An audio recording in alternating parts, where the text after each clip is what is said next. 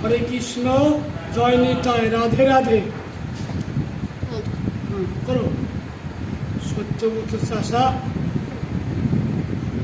নারদ গৌরাঙ্গ মহাপ্রভুর ঝোলা টানে।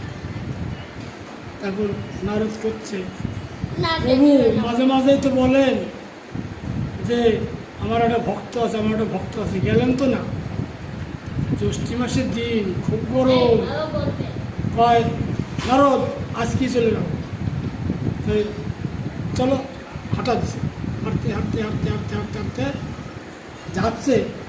এখন ওই সত্যব্রত চাষা নাঙল বচ্ছে, ওই নাঙল বইতে বইতে স্বপ্ন দেখতেছে আমার বুধের বাড়ি করে আসতেছে। পুলিশ সর্বনাশ, জুমার নাঙল জুমার কাঁধে করে নিয়ে ঝাইতে।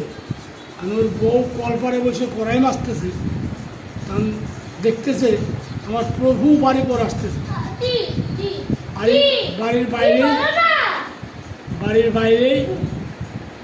বাড়ি তখন তো নিতাই গৌর হরিবোল হরিবোল।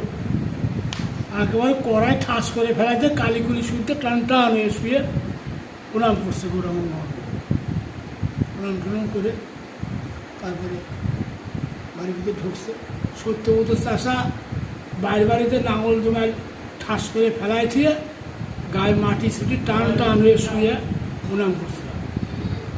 তারপরে এখন সেবা টেবা করছে, সন্ধ্যা লাগে লাগে ভাব। তখন গৌরাঙ্গ মহাপ্রভু করছে, নারদ এখন তো গৃহে যেতে হবে। তো বলে হ্যাঁ। বলে প্রভু আপনি যান, আমি যাব না। বলে কেন? বলে না, কাজ আছে। তারপরে সত্যব্রত চাষা গরু ঠরু ঘরে তুলছে, রাত 10টা মতন বাজে, টান টান হয়ে শুয়ে গরু ঘরে শুয়ে পড়ছে। এই সারা রাত মাথার কাছে বসে আছে, না মাথার কাছে বসে রয়েছে, একবারে হরির নাম নাই। তেমন করতে টান রাত 2টোর সময় উঠে মুসাদ্দে উঠেই গরু বাই করেই ভাত 1 কেটে নিয়ে কিছু খাইয়ে আটা দিচ্ছে 4টির সময়। সারা আমি গরু সালার কিরম ভক্ত রে, কি গোবিন্দ। হ্যাঁ, তারপরের দিন আবার ওই টান টানে শুয়ে পড়ছে, মাথার কাছে বসে আছে। পরপর 3 রাত মাথার কাছে বসে আছে, একবারও হরির নাম পায় না। ওই মাঠে যায় গুনগুন করে গান করে আর কাজ করে।